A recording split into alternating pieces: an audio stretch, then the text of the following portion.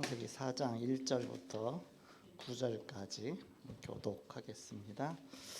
1절 제가 먼저 읽습니다. 아담이 그의 아내 하와와 동침함에 하와가 임신하여 가인을 낳고 이르되 내가 여호와로 말미암아 등남하였다 하니라. 그가 또 가인의 아우 아벨을 낳았는데 아벨은 양치는 자였고 가인은 농사하는 자였더라. 세월이 지난 후에 가인은 땅의 소산으로 제물을 삼아 여호와께 드렸고 아벨은 자기도 양의 첫 새끼와 그 기름으로 드렸더니 여호와께서 아벨과 그의 제물은 받으셨으나 가인과 그의 제물은 받지 아니하신지라. 가인이 몹시 분하여 안색이 변하니 여호와께서 가인에게 이르시되 내가 분하여 함은 어찌 됨이며 안색이 변함은 어찌 됨이냐. 네가 선을 행하면 어찌 낯을 들지 못하겠느냐. 선을 행하지 아니하면 죄가 문에 엎드려 있느니라. 죄가 너를 원하나 너는 죄를 다스릴지니라.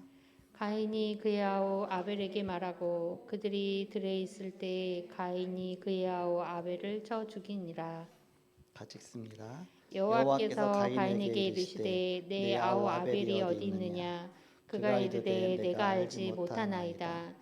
내가 내 아우를 지키는 자이니까. 아멘. 하나님이 원하시는 예배입니다. 제목이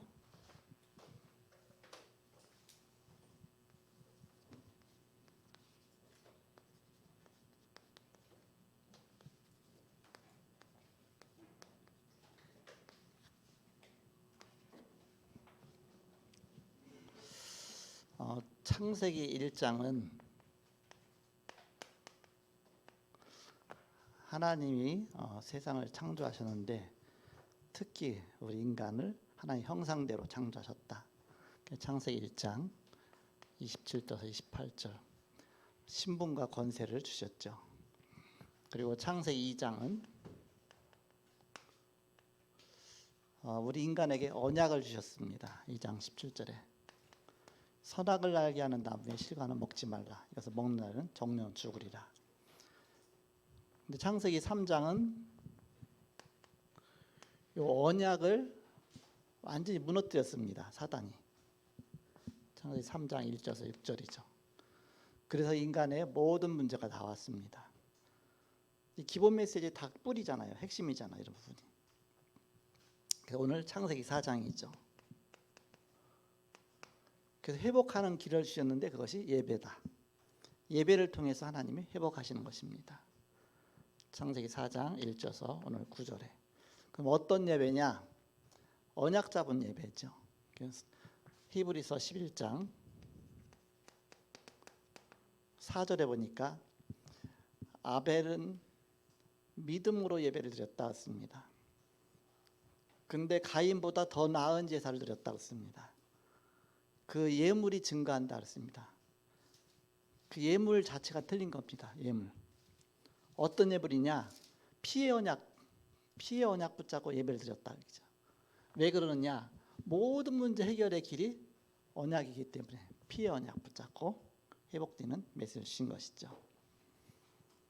그래서 오늘 바로 예배의 축복입니다. 예배 성공하면 모든 것에 성공하고 예배 실패하면 모든 것에 실패한다.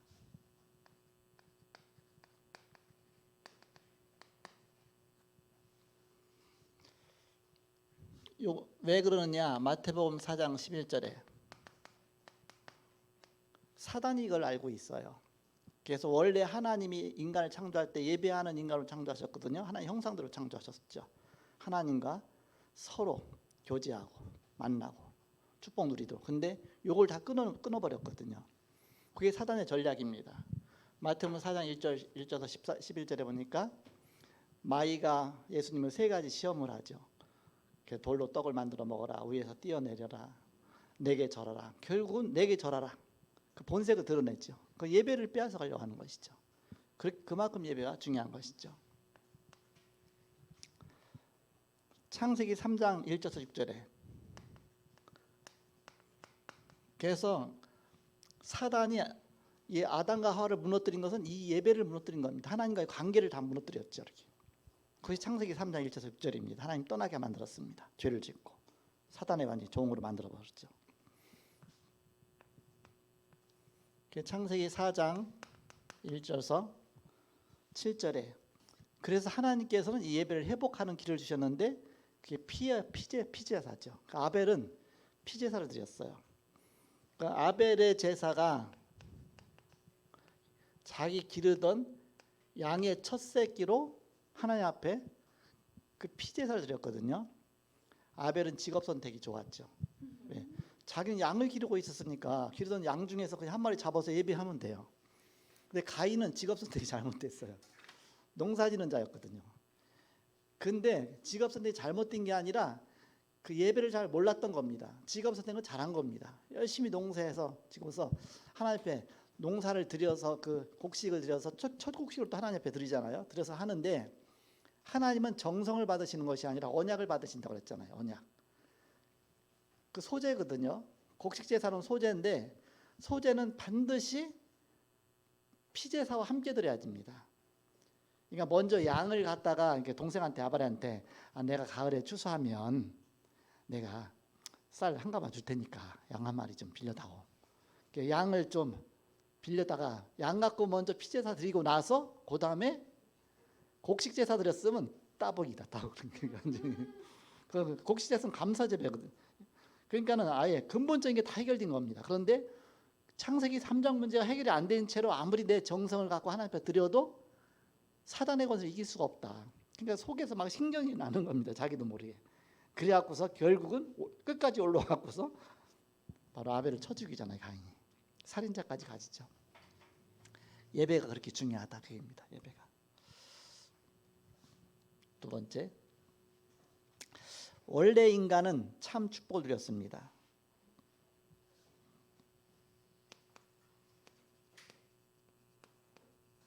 원래 인간. 창세기 1장 27절 하나님 형상대로 창조하시고 창세기 1장 28절 생육하고 번성하여 땅에 충만하라 땅을 정복하라 땅을 다스리라 세상 정복하는 권세 주셨죠. 그 창세기 2장 7절에 보니까 그 코에 생기를 불어넣으시니 생명이 된지라 하나님의 영을 불어넣으셨거든요. 하나님과 예배하는 인간으로 축복하신 것입니다. 하나님 형상 안에서 하나님의 숨을 불어넣으셔서 성령으로 서로 통할 수 있는 영으로 통할 수 있는 그 예배 인간으로 창조하신 것이죠. 원래 인간은 예배의 축복을 누리도록 하나님이 그렇게 창조하셨다. 그런데 마귀는 이 인간의 축복을 빼앗아간 것입니다. 마귀가 이 중요한 것을 안 것이죠. 마귀가 이것을 무너뜨린 것입니다. 어떻게 무너뜨렸습니까? 창세기 3장 1절에서 6절에 죄를 짓도록 만들었습니다. 불신앙하도록 불신앙을 파고드는 것이죠. 그래서 마귀 자녀로 만들어버렸죠. 그래서 모든 총체적인 문제가 여기서부터 다 왔습니다. 창세기 3장 16절에서 20절에 너는 흙이니 흙으로 돌아갈지니라. 그러면서 평생 땀을 흘려야 되고 또 여자는 또 이제는 잉태하는 고통이 이르고 또 땅까지 저주받고 모든 죽음과 모든 운명이 그 속에 다 온 것이죠. 운명의 문제가. 그래서 결국은 요한복음 8장 4절 마귀 자녀가 된 것입니다. 너희는 너희 아비 마귀에서 났으니 너희 아비 욕심을 너희도 행하고자 하느니라. 그래서 운명에 묶인 것인데 에베소서 2장 1절에 허물과 죄로 죽었던 너희를 살리셔도 허물과 죄로 죽은 거예요. 영적으로 죽어버린 겁니다. 에베소서 2장 2절에 공중의 권세 잡은 자를 따랐다. 마귀의 종노릇하는 인간으로. 에베소 2장 3절 본질상 진노의 자녀다 습니다.